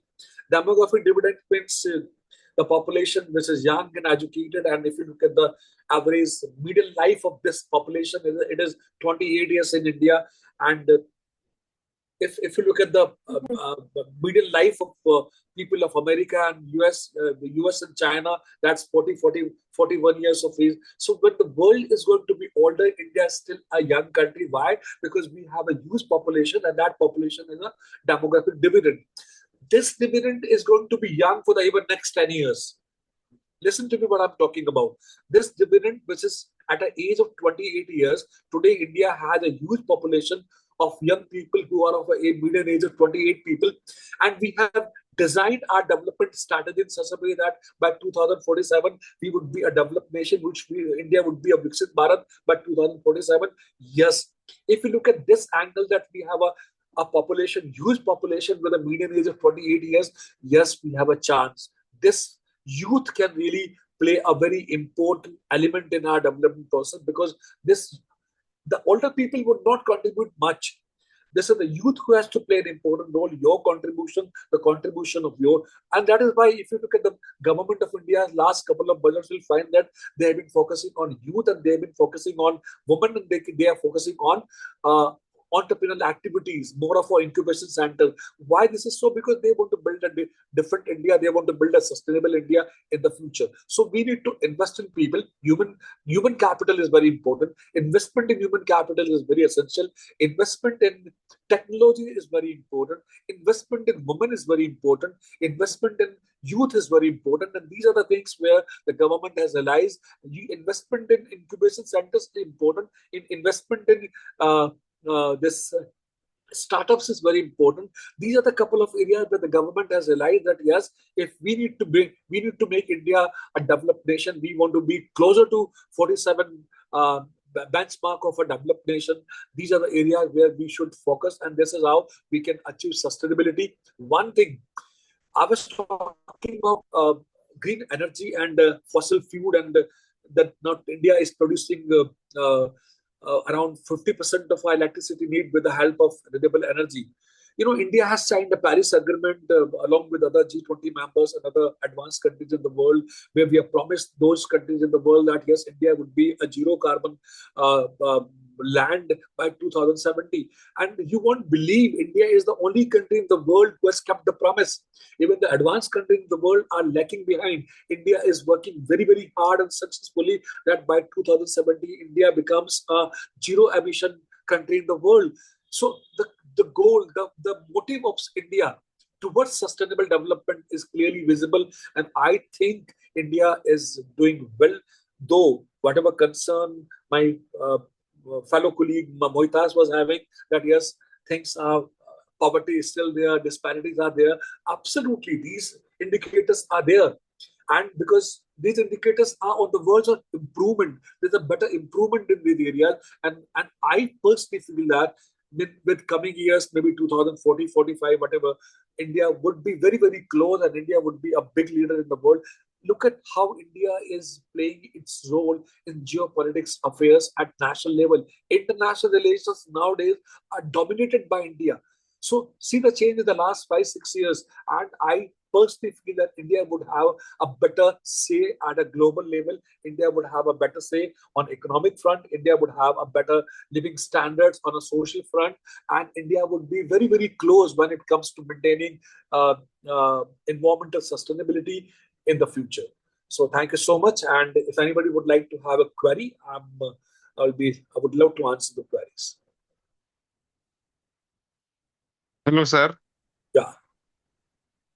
Yeah, myself, Krishna. Yes. Sir, I have to say that how India will become its own data security country, and how we emphasize on that how the private sector will invest in to give India a data security.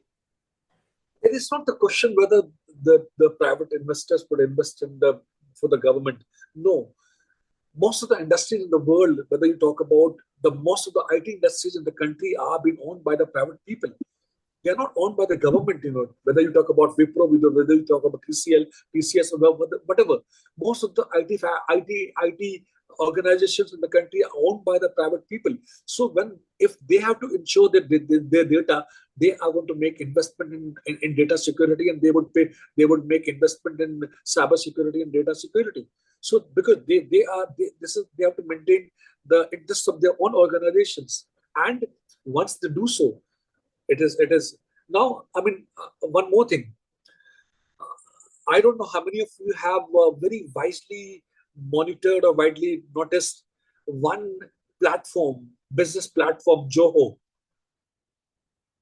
Have you ever learned about that? Yes. I have heard. That's a big threat, my dear friend. That's a big threat to Microsoft. Recently, Vaishnav of Railway Minister want to start yes, ticket absolutely. bookings, everything online with Zogo. Yeah, that's not with stopping Google. Ma'am, that's a big threat to Microsoft. That's a big threat to Google. And not only that, Perplexity is also playing a crucial role. Very, very important. And another one more thing is India is in the case of cybersecurity and in the software industry, India is playing a world largest second nation. Absolutely. And TCS is looking after Tokyo security in Japan. Yes. And now they're coming up with a new browser that is known as the Comet browser. I don't know how many of you have really worked on that. You can work on Comet browser on your mobile, but for you can work on your PC, but for mobile, this application will be very soon. So these are the developments which are taking place. So we don't need to worry about that, sir. Sir, hello, sir. Yes. I have one suggestion to Dr. Sapna Advani ma'am to give a Joho meeting with why we are doing on Zoom meeting, why we have not going to Joho meeting. Maybe I think we have. Yes. We have next session. We have complete on that. I also taking online workshop, seminar, lecture on Joho meeting. Why we are not doing that? Let's go to Joho meeting. Maybe in the next FDP should show that. Sure, sir. Yes, yes, sir. Yes, sir. Thank you, sir. Thank you. Anybody else? Concept of coming globalization to localization started already in India. So everything make in India is going on. No more globalization, only localization. Yes, yes, ma'am. I would add here, you know, today the contribution of defense. I mean, Make in India. If you talk about making India, drive in India, the contribution of different industry, we are importing different defense equipments to many countries in the world today. This was never there 5 years back or 6 years back. So that is how the Making India is playing an important role. Though very silently, very silently, nobody thought that India is going to import BrahMos to many countries in the world. Indian defense equipments are tested, very tested. I mean, quality tested, and they are making. I mean, that's becoming a very important choice for many other nations in the world. So, Making India is playing an important role. It's playing an important role. Here I would like to add that our university Shastra is doing a wonderful work with defense people, and we issued sensors for the ships, navy, and other forces. And we are also supplying on behalf of India to Taiwan. Our students are in the Taiwan navy for fixing and testing all those things. The second thing is we are the one who are introducing 5 kg drones for organ transfer from one place to another place. So Shastra already proved that, and we are having the patent for us with us. Yes, absolutely right. Absolutely right. Anybody Sir, else? with your permission, I have a question for Rahini ma'am. Yes, yes. Rahini ma'am, can you tell me how we can achieve healthcare social inclusion in India with 5.0? Sir session, but anyway, I can answer for this. I think that for that, Sanjana ma'am, Swapna ma'am, and Shivangi ma'am should allow me to talk on that topic. We will have a private chat, I think so. It's a very lengthy procedure to follow. I'm taking international business environment for my students, law students. I'm also taking for a school of law. So that I'm talking in that. The same question to my teacher. Mohitas, it will take longer time, much longer time. We are far behind on health grounds. We are I still agree that we have to go a long way as for the healthcare system in our country is concerned. Very long way. But answer to his question, in the healthcare systems, we are already developed with the chatbots, and apps are available with that, and telemedicines are available with us, teledoctors and drone. That is at a certain place. Operations. You talk about best of the hospitals in the country, fine. But what about the villages? What about the tehsils? What about the primitive villages where doctors are not? We are with that, and already Andhra Pradesh, Telangana, Tamil Nadu, they introduced almost the reaching of village areas with the special schemes of the state governments. It was already implemented. In Tamil Nadu, we have a separate scheme called Reaching Each Home with the people of mobile hospitals and weekly ones. General checkup. We want to integrate technology with the human in the entire country of India. Not about a single state or single region. I think that within 2-3 years we will achieve the goal of no, not in 2-3 years. It will take a longer period of time. It will take a longer period of time. Sir, because the technology in the AI sector is now giving more importance to the hospitals and surgery. My point is that when you don't have humans to work in hospitals, then how would you integrate? How would you ensure the integration of humans with machine? We are just going to. Nurses are not there. If you bring a machine there, who is going to work on that machine? No. Actually, when you're talking about seen industry the COVID time, people are even struggling for the doctors to come and treat to the patient, and we are working on the technology for integrating.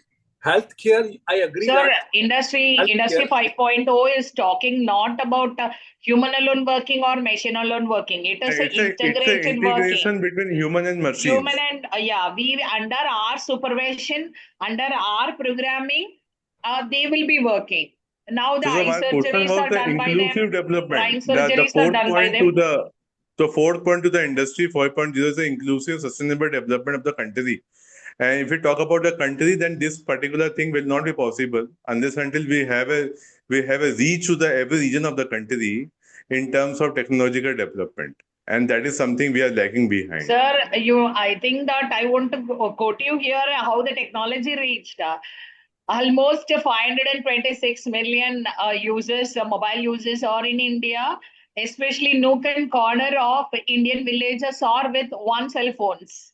My social media accounts and my entire Ma'am, Indian there are few youth there are is few there are few policies and yojana created by the country of Madhya Pradesh, the government of Madhya Pradesh, were just been given for the first time. उसके बाद वो हो ही नहीं पाई. अगर अपन कोई बात करें उसके अंदर यू कैन नॉट फाइंड कि वो कंटिन्यूस प्रोसेस पे चली गई है. आपके कंट्री के अंदर अभी भी इंक्लूसिव गवर्नमेंट की ग्रोथ की बहुत रिक्वायरमेंट है.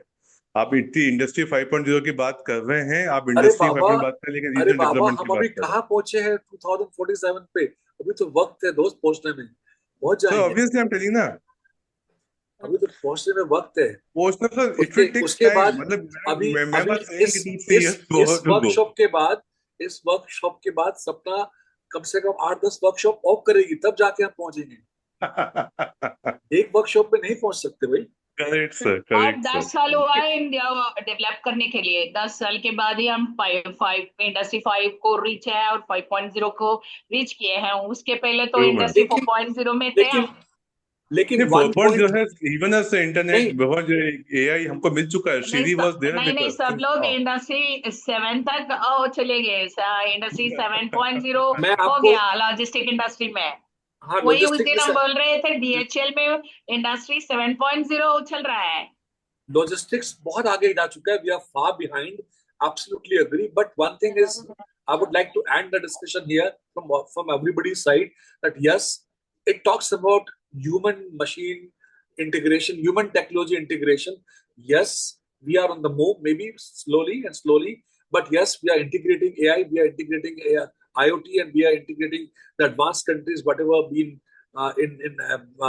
in execution. We are, though that is, there's a human-centric integration with technology that is going to play an important role, and we are in that direction. Finally, we are in that direction. We are not saying that we are not in this direction. We are in this direction, and gradually, maybe 10 years down the line, 15 years down the line, we would definitely be a very, very important player in the world. Rightly said by ma'am, world has gone much ahead on in terms of logistics. We are far behind that, but gradually and gradually, look at the volume of population we have. It's not an easy population to feed. You have a huge population, huge religion, polarization is there, caste polarization is there, thinking polarization is there. So to deal with such a huge population is not easy. To design a kind of conducive policy which suits everybody. One shirt cannot, one fit cannot be suitable for everybody. So we need to work in a direction where things become more conducive, things become more sustainable, and I feel that whatever actions and whatever measures are being taken by the government, we are on the right path. Maybe gradually 10 years, 15 years down the line, we would be very, very close. Look at the way we have been. We are moving towards the third largest economy in the world. See, the development is taking place. I think that we read news regarding Obama when he was asking Bill Gates to stop Indians to work in Microsoft. That Yes. time Bill Gates said that, okay, I will let me think for 1 week and come back. After Yes. 1 week, he went and said, what is your answer? Then Bill Gates said that, let me change my headquarters to Delhi. Because Yeah, already Indians are hacking everything. They are doing pirate versions. When I'm Ma'am, planning for on the 2025, international I forum, have- people are I just have looking at gone like a through- dependent towards the I have imports. gone through one article, Moitas, where Bill Gates has spoken that if this is how Indians would go back to their own land, when I need to close Microsoft in US. That's all. Yes, And sir. 2025, 35 projects will be implemented within 2 months. All we are having is only pirated versions. No licensing. If it is coming and asking, then we will say close. We will see later. Renew later. Remind me later. So we know how to pirate everything. We are in the topmost layers of the world. This itself shows that we are in the moving path, and that too in the faster phase with all these very heavy weights of 144 million people. So we all have to work. Let's end here. In the month of September. We all have to end here. The We all have to has taken on that. It's with clearly one been note. noted that. Mohitash sir and Rahini ma'am, I would humbly request you that we are already running out of time. I would humbly request you so that we can end the session Now, on time. we can end this session with this one note that we all mostly are from academics, and we should really work hard in order to ensure the very conducive business education strategies which makes youth employable, which inculcate the right kind of skills among them, and the kind of skills which India requires for Industry 5.0. Because by the end of the day, youth has to inculcate the right kind of skills, and if we fail to provide those kind of skills, then we don't have to blame anybody else. We are to be blame ourselves. So we need to provide those kind of skills to our youth so that they ensure they bring 5.0 revolution in our country at a very speedy rate. Thank you so much. The skill gap to be created, to be fulfilled. Thank you so much, sir. Rest of the learning from Sapna, dear. Thank you so much, sir. Thank you so much, participants. It was indeed a very interactive session today we had. Bit of debate, but that's fine. This is the purpose of, FDP, which we can suffice here. So thank you so much, all the participants, for your patience, because we are already running out of time. I would request now Shivangi ma'am to please propose word of thanks to Kanaya Ahuja, sir. Good evening, sir. What an interactive session. Sir, your insight on human-machine collaboration, the human touch and technology, global machine collaboration, integrating human capabilities with technological advancement and sustainability were truly inspiring. Your emphasis on inclusive growth, human-centered technology, and maintaining ethical standard in digital era deeply resonated with all of us. The thought that AI should empower rather than harm the common man was a powerful reminder of our responsibility as educators and innovators.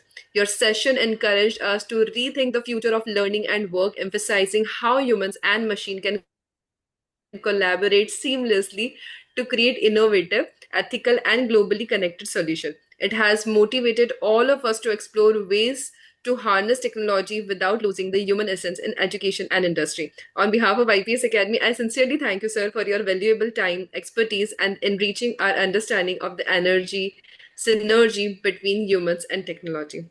Once again, thank you so much, sir. Sapna, can I take? There's one fellow who has written a very long query. This is Muhammad Bawa. Sure, sir. Very. Does he have any question to ask, or just written about UNCTAD, how sustainability has been showed by UNCTAD? Mr. Bawa. Muhammad Bawa. Yeah. Muhammad Bawa. Is he So there? I think. So I think it was a bit of information snippet. Yeah, it was a bit of information about sustainability. Yes. United UNCTAD. Fine. Thank you so much. Yeah. It was a pleasure being with you all. Thank you so much. It was a pleasure, sir. Thank you so much, sir. Thank you so much, everyone. Thank you so much for your patient listening. Thank you so much. And